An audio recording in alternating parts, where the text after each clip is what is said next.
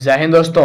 आज के इस वीडियो में हम आपको बताने वाले हैं मुख्यमंत्री वृद्धाजन पेंशन योजना के लिए आवेदन प्रपत्र 1। इस फॉर्म को कैसे भरते हैं वो मैं इस वीडियो के माध्यम से आपको बताने वाला हूं। सबसे पहले यहाँ पर देख सकते हैं आवेदक का नाम, ठीक है, जो भी उसका नाम है। अगर महिला का नाम लिख रहे हैं तो महिला का नाम लिखेंगे, अगर पुरुष का तो पुरुष का, ठीक है। अगर आप यहाँ पर पुरुष का नाम लिखेंगे तो यहाँ पर पिता पर टिक मारेंगे। अगर आप किसी महिला का नाम लिख रहे हैं तो पति का यहाँ पर टिक मारेंगे, ठीक है। तो यहाँ पर मैंने क्या किया है, तो पुरुष का नाम लिखा हूँ तो यहाँ पर उसके पिताजी का नाम आ जाएगा, ठीक है। अगर आप महिला का नाम यहाँ पर लिख रहे थे तो उसके पति का नाम लिख देते, ठीक है। तो ये आप लोग ध्यान रखिएगा। और यहाँ एक फ़ोटो लगेगा आपका जो 6 महीना के अंदर वाला होना चाहिए, ठीक है। ये नहीं आप 2-3 साल पुराना दे दिए तो वो नहीं होगा, ठीक है। तीसरा नंबर में है लिंग, पुरुष महिला ट्रांसजेंडर, जो भी है महिला है या पुरुष यहाँ पर लिख देना है, ठीक है।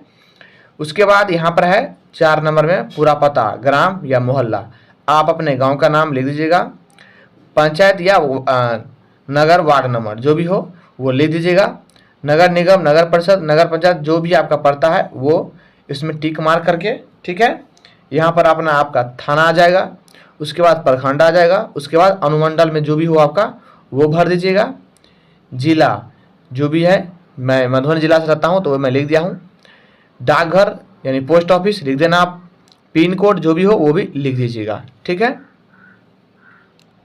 और इसके बाद होता है कोटि, किस में आते हैं, OBC, SC, SC ST, EWS जो भी है। तो यहाँ पर लिखा है अनुसूचित जाति, जनजाति, पिछड़ा जाति, अति पिछड़ा जाति, अल्पसंख्यक, सामान्य जो भी है उसमें आप अपने हिसाब से टिक मार लीजिएगा, ठीक है। अगर आपको नहीं पता है कि मैं किस जाति से आता हूँ तो आप अपने मोबाइल में गूगल कर लीजिएगा, ठीक है, कि आप किस में आते हैं तो आप उस हिसाब से टिक मार लीजिएगा, ठीक है।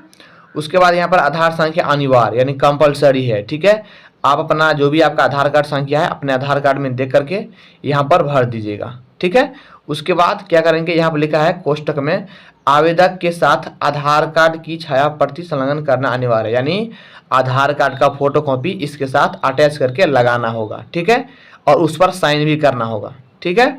उसके बाद ईमेल आईडी अगर अब आपके पास है तो दीजिए, नहीं तो छोड़ भी सकते हैं। उसके बाद यहाँ पर लिखा है आवेदक का पहचान चिन्ह, आपके कोई भी पहचान चिन्ह है या हाथ में कटा हुआ है या तिल वगैरह है तो वो आप यहाँ पर लिख सकते हैं हिंदी में, ठीक है। हिंदी में लिखिएगा, ठीक रहेगा।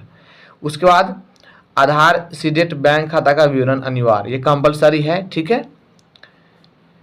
कॉम है बैंक खाता का संख्या, ठीक है। आप अपने बैंक खाता का संख्या पासबुक में दे करके यहाँ पर लिख दीजिएगा।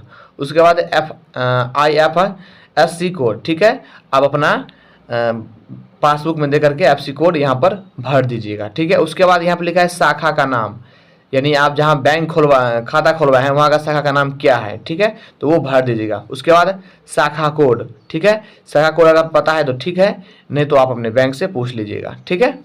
उसके बाद यहाँ पर लिखा है बैंक खाता आवेदक के नाम से होने चाहिए, संयुक्त खाता अमान्य नहीं होगा, यानी आप जिसका फॉर्म भर रहे हैं उसका ही खाता होना चाहिए, ठीक है, और वही नाम होना चाहिए वहाँ पर भी, ठीक। उसके बाद यहाँ पर लिखा है आयु यथा आधार कार्ड में अंकित हो, यानी 60 साल से पहले वाले का फॉर्म ये नहीं भराएगा। 60 साल से ऊपर हो या 60 साल हो उसका ये फॉर्म भराएगा। और जो भी आपका उम्र हो रहा है यहाँ पर जोड़ के लिख सकते हैं। अगर 60 हो रहा है तो 60 रख दीजिएगा। अगर मान कर किसी का 1950 ईस्वी है तो ठीक है, तो 50 ये हो जाएगा और 25 इधर आ जाएगा, ठीक है। तो 75 आ जाएगा तो आप यहाँ पर 75 लिख भी सकते हैं, ठीक है, अपने हिसाब से। उसके बाद यहाँ पर लिखा है दूसरा, मुझे सरकारी सेवा का पेंशन या पारिवारिक पेंशन एवं सामाजिक सुरक्षा पेंशन की किसी भी योजना या पेंशन स्वीकृत नहीं है, ठीक है। इस सब कुछ पढ़ लीजिएगा अपना। उसके बाद यहाँ पर लिखा तीसरा नंबर में मैं नाम, यानी जो नाम पर लिखे हैं वही नाम यहाँ पर लीजिएगा, फिर जिला लिख देना। उसके बाद नीचे में आ जाना है, इन सबको पढ़ लीजिएगा, ठीक है। जिस तारीख को फॉर्म आप देंगे उस तारीख का डेट यहाँ पर लिख दीजिएगा, जैसे मैं लिख दिया हूँ आपको समझने के लिए 5/8/2025, ठीक है। उसके बाद आवेदक का हस्ताक्षर या फिर अंगूठे का निशान, ठीक है। अगर आप साइन करते हैं या आपके कोई भी हो साइन करते हैं तो साइन करेगा, नहीं तो अंगूठे का निशान दे दीजिएगा, ठीक है। चलिए अब नेक्स्ट पेज पे आपको चलते हैं। आपको प्रपत्र 1 में चलते हैं, सहमति संख्या 1 पर चलते हैं। आपको हम देख सकते हैं इसमें 3 फॉर्म रहेगा, देख सकते हैं ये ये आपका प्रपत्र 1 था, ये प्रपत्र, इसके बाद 2 आ जाएगा ये, ठीक है। सहमति पत्र 2 है, लेकिन सहमति पत्र पहले 1 भर लीजिए आप, ठीक है। देखिए यहाँ पर है मैं, ये श्री श्रीमती भी है, जो आप आवेदक का नाम लिखते हैं वो लिख दीजिएगा।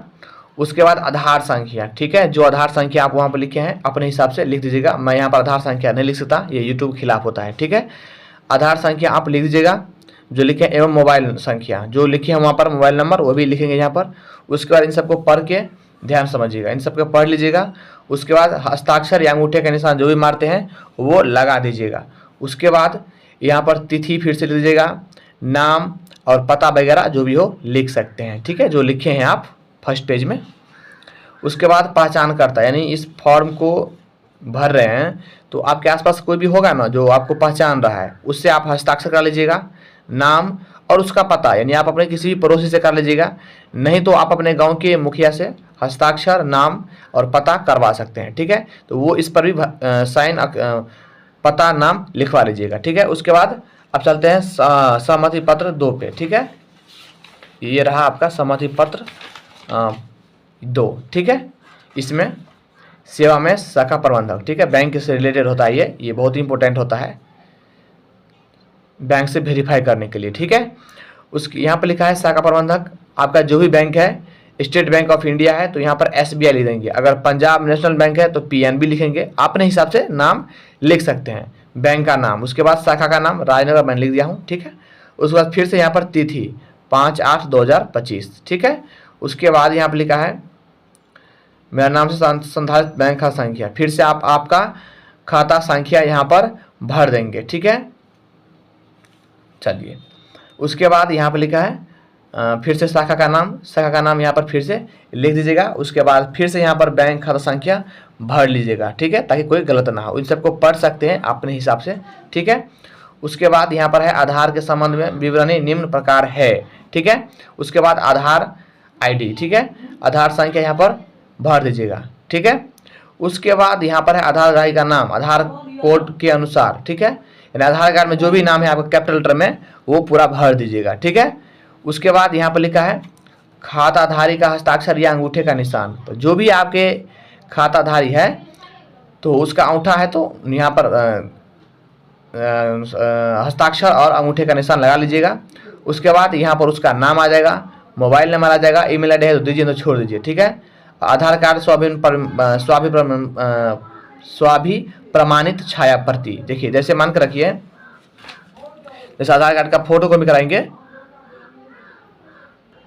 तो जैसे मान कर आधार कार्ड का फोटो कॉपी कराएंगे तो एक साइड का यहाँ रहेगा और एक साइड का यहाँ रहेगा, ठीक है।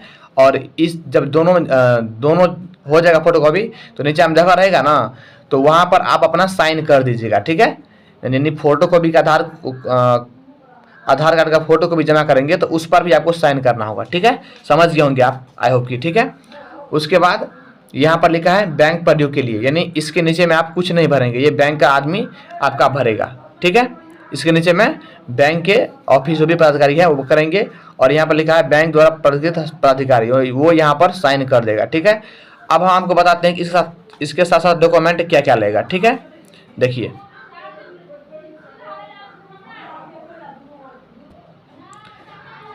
आधार कार्ड लगाएंगे, उसका फोटो कॉपी और वहाँ पर साइन कर देंगे। फिर वोटर कार्ड, उसके बाद उस पर भी साइन कर देंगे, ठीक है। बैंक पासबुक, उस पर भी आप साइन कर देंगे, ठीक है। अब फोटो लगाएंगे आप, जो कि 6 महीना के अंदर वाला होना चाहिए, ठीक है।